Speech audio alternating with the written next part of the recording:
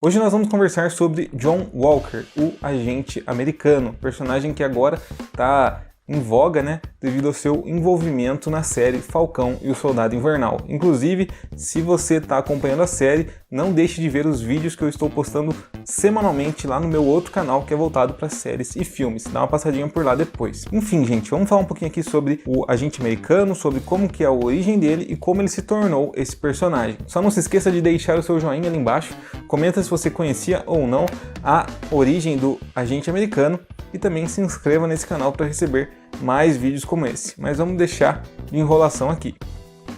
Esse personagem surgiu lá na revista Captain America número 323 de 1986, que foi feita por Mark Gruenwald e Paul Neary. Esse personagem, a princípio, que hoje nós conhecemos como agente americano, nessa HQ ele surgiu sendo chamado de Super Patriota.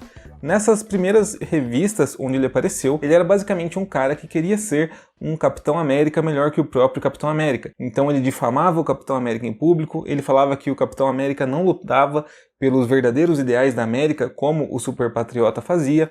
Ele inclusive chegou a encenar alguns ataques para ele poder mostrar o seu valor para o público. Esses ataques, inclusive, eram encenados com 3 personagens que eram amigos ali do Super Patriota, que eram conhecidos como os Bucks, e a princípio esse era o Super Patriota, um personagem que queria ser um Capitão América melhor que o Capitão América. Essa abordagem que ele utilizou para tentar ser esse Capitão América melhorado acabou levando ele de fato a um embate com o próprio Capitão América. O Capitão foi lá conversar com ele tranquilamente sobre patriotismo e outras coisas, e os dois acabaram caindo na porrada. Um pouquinho depois, lá nas HQs 328 e 329 do título do Capitão América, lançadas também lá em 1986, nós vemos um pouquinho mais da origem do personagem. Inclusive, a origem do personagem e alguns outros elementos da vida dele estão sendo trabalhados agora numa minissérie da Marvel chamada US Agent, que começou a ser lançada agora em 2020. Mas enfim, lá nos anos 80, nos números 328 e 329 da revista do Capitão América, nós vemos que a origem do personagem é que ele sempre idolatrou o irmão mais velho dele, que tinha ido para a guerra, era um soldado, né? Tinha morrido, inclusive, na Guerra do Vietnã. Então, por idolatrar tanto o irmão dele, ele mesmo se alistou no exército. Só que ele começou a ver que ele nunca seria um herói como seu irmão foi. Nesse momento, ele encontra o vilão Power Broker, que sugere que ele se submeta ali a uns certos experimentos para que ele pudesse ser um super soldado, para que ele finalmente conseguisse ser esse herói que seu irmão era. Ele faz então esses experimentos que lhe garantem super força, super agilidade, super reflexos, super estamina e por aí vai, e ele, por influência de seu agente, decide que ele vai se transformar em super-herói. E é nesse momento, quando ele se transforma no Super Patriota, que nós vemos ele entrando em conflito com o Capitão América. As coisas vão acontecendo ali entre o Capitão e o Super Patriota, e no número 332 do título do Capitão, o Super Patriota acaba matando um terrorista. Essa morte do terrorista acaba evitando que uma bomba nuclear seja explodida, então alguns jornais, alguns veículos de comunicação começam a agradecer esse vigilante por ele ter feito essa ação, mesmo que, aos olhos do Capitão América, um assassinato não seja justificável. Só que nesse mesmo número, o número 332 do Capitão América, rolou uma tramóia lá envolvendo o Caveira Vermelha que faz com que o Capitão deixe de ser o Capitão América, ele devolve inclusive o seu uniforme e ele passa a atuar somente como Capitão.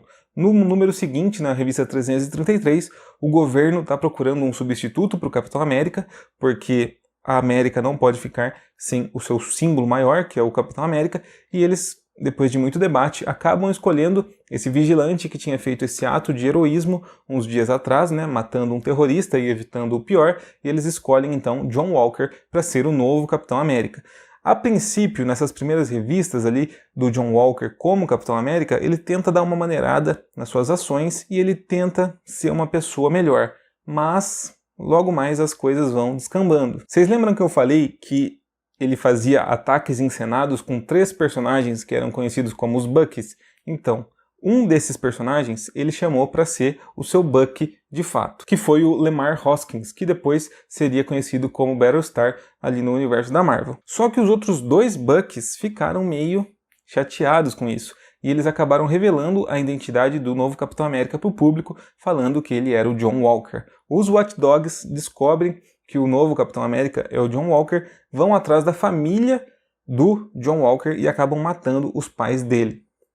Só que o John Walker, o nosso novo Capitão América, ele não decidiu seguir os passos do Steve Rogers. O que ele faz? Ele vai atrás dos Watch Dogs, ele mata vários deles, inclusive, numa cena que é até bem sangrenta para um gibi da Marvel, e depois ele vai atrás dos próprios ex-parceiros deles, né, esses dois Bucks que haviam revelado a sua identidade, e ele acaba queimando os dois até eles entrarem em coma.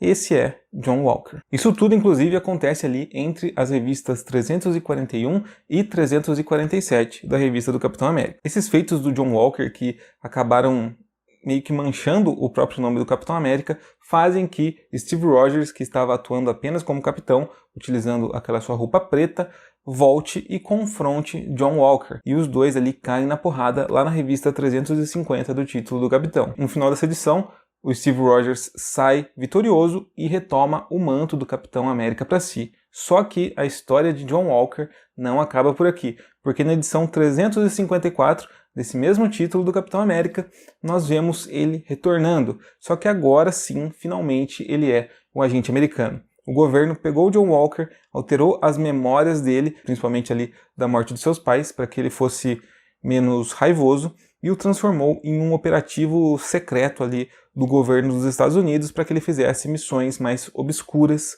do governo. E é assim que nós temos, de fato, o nosso agente americano. Depois de toda essa sua trajetória, meio que sendo um vilão, meio sendo um anti-herói, nós vemos aqui ele virando esse personagem que foi meio que criado pelo governo dos Estados Unidos. Depois disso, ele integra algumas equipes como Vingadores da Costa Oeste, a Task Force e algumas outras coisas, mas eu acho que até aqui, o momento que ele vira de fato o agente americano, nós já conseguimos cobrir boa parte da vida do personagem. Principalmente para quem está vendo agora Falcão e Soldado Invernal, acho que a gente já conseguiu dar uma abordada boa ali em quem é o agente americano, sobre quem é John Walker. Se você conhecia a origem desse personagem, comenta ali embaixo. Se você gostou desse vídeo, não se esqueça do seu joinha e, por favor, se inscreva nesse canal para receber mais vídeos como esse e se inscreva também no meu segundo canal para ver vídeos sobre séries, filmes e muito mais. Esse aqui foi mais um Soco Foguete, vou ficando por aqui e até a próxima.